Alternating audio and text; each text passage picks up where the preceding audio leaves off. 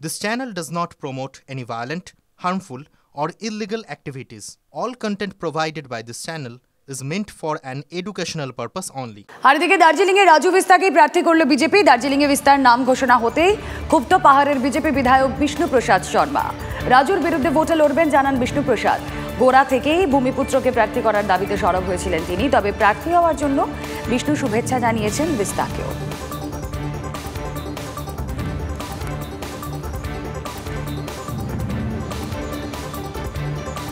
আপনার প্রার্থী রাজু বিস্তার কিভাবে দেখছেন?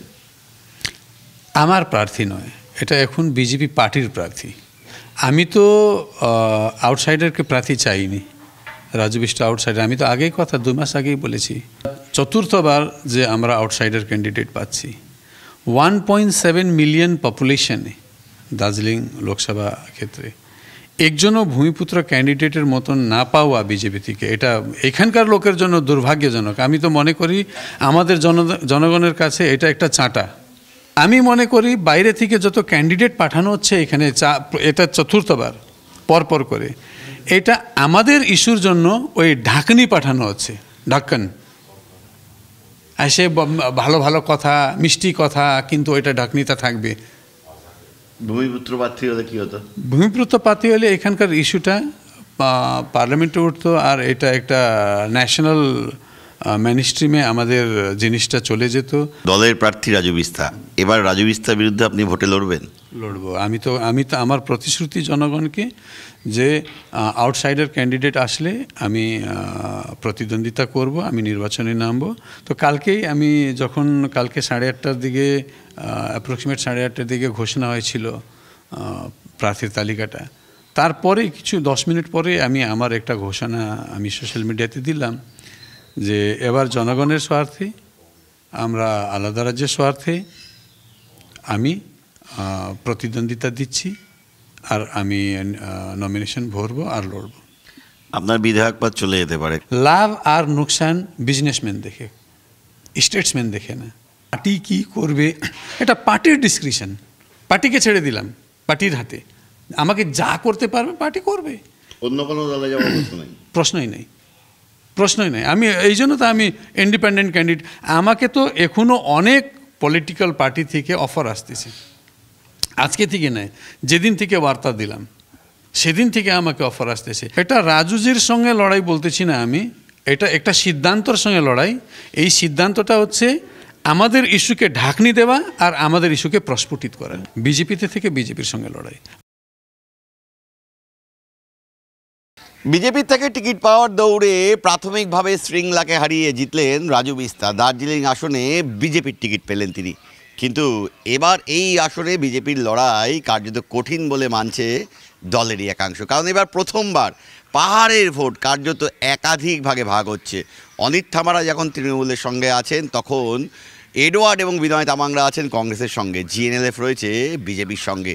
এরই মাঝে রাজুর টিকিট পাওয়া খুব একটা স্বস্তির নয়, কারণ কার্শিয়াংয়ের বিধায়ক বিষ্ণুপ্রসাদ শর্মা কার্যত নির্দল হিসাবে রাজুর বিরুদ্ধে লড়াই করবেন বলে সিদ্ধান্ত নিয়েছেন। কারণ পাহাড়ের যে মূল দাবি, অর্থাৎ আলাদা রাজ্য, সেই আলাদা রাজ্যের দাবিতেই ভূমিপুত্র প্রার্থী চেয়েছিলেন বিষ্ণুপ্রসাদ শর্মা। তা না মেলায় এবার বিজেপিতে থেকে বিজেপির বিধায়ক, বিজেপির যে সাংসদ প্রার্থী রাজু বিস্তার, তার বিরুদ্ধে লড়াই করবেন। ফলে জমজমাট দার্জিলিংয়ের লোকসভা নির্বাচন। ক্যামেরায় দীপায়নের সঙ্গে প্রসেনজিৎ, TV9 বাংলা, শিলিগুড়ি। এবার লোকসভা ভোটে বামেদের ভোট বাড়বে, ভবিষ্যৎবাণী শ্রীরামপুরের তৃণমূল প্রার্থী কল্যাণ বন্দ্যোপাধ্যায়। বামেদের যুব ব্রিগেড ভোট টানবে বলে মত শ্রীরামপুরের তৃণমূল সাংসদের। যদিও মুর্শিদাবাদের সিপিএম প্রার্থী মোহাম্মদ সেলিমকে কটাক্ষ করতে ছাড়েননি কল্যাণ। সেলিমকে পরিযায়ী প্রার্থী বলে কটাক্ষ করেছেন তৃণমূল প্রার্থী। বামেদের ভোট তো কমে গেছিল, একটুখানি তারা একটু তুলবে, বাংলাদেশ একটুখানি ভোট উঠবে। সবাই তো তৃণমূলে ভোট দেবে না। যারা কট্টর বাম তারা কিন্তু কখনো তৃণমূলকে ভোট দেয়নি, তারা বিজেপিকে চেয়েছে, বিজেপির কাছে গেছে, কারণ তৃণমূল বিরুদ্ধের এটা মানতে হবে। এখন তারা ভোটটা শিফট করছে। বামেরা এই যে ইয়াং জেনারেশন, তারা একটু ঘোরাঘুরি করছে, কাজ করছে, খাটছে, একটুখানি যাচ্ছে আসছে। হ্যাঁ, এই যে আগের যে জেনারেশন, আচ্ছা সেলিম, তুমি বলো না, সেলিমকে তুমি কি বলবে? মাইগ্রেন্ট সিপিএম ক্যান্ডিডেট, পরিযায়ী সিপিএম এর প্রার্থী। উত্তর কলকাতা হারলো, চলে গেল রায়গঞ্জে একবার জিতলো, রায়গঞ্জে আবার হারলো, চলে এলো চণ্ডীতলা বিধানসভায় জামানত বাজেয়াপ্ত হলো, চলে গেল মুর্শিদাবাদ। তো এই সব নেতাদের দেখে মানুষের সিপিএমের যারা আছে তাদের কি ভক্তি থাকবে? অভিষেকের প্রশংসায় পঞ্চমুখ কল্যাণ বন্দ্যোপাধ্যায়। অভিষেকই আগামী নেতা, দারুণ কাজ করছেন অভিষেক, মন্তব্য কল্যাণের। দলে প্রবীণ গোষ্ঠীর অন্যতম নেতা বলে পরিচিত কল্যাণ একসময় তীব্র অভিষেক বিরোধী বলেই পরিচিত ছিলেন। অভিষেকের নাম নিয়ে সংবাদ মাধ্যমে মুখ খুলে বিতর্কিত হন কল্যাণ, কিন্তু এবার দলের নবীন প্রজন্মের কাণ্ডারির প্রশংসা কল্যাণের মুখে। অভিষেক খুব ভালো করছে, অভিষেক ভালো করবে, এবং অভিষেকই হচ্ছে পশ্চিমবাংলার আগামী দিনের ভবিষ্যৎ, রাজনীতির ভবিষ্যৎ।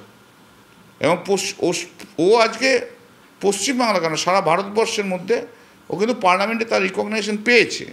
অভিষেকের নেতৃত্বে গত বছর দিল্লিতে যে আন্দোলন হয়েছে, দিল্লির বুকে সবচেয়ে সফলতম আন্দোলন। উল্টো দিকে কে আছে তুমি বলো না, কে আছে? ভালো করছে, খাটছে, এবং ওরাই তো আগামী দিনের ভবিষ্যৎ। এটা তো সত্য কথা, নিজেকে তৈরি করে নিচ্ছে। এই তৈরি করাটাই হচ্ছে তো বড় কাজ। তৈরি করাটা অনেক ঘাত প্রতিঘাতের মধ্যে তো তৈরি করছে, ওর পিছনেও তো কম লেগে নেই, ইডি সিবিআই তো কম লেগে নেই, তার মধ্যে থেকে তো নিজেকে তৈরি করছে।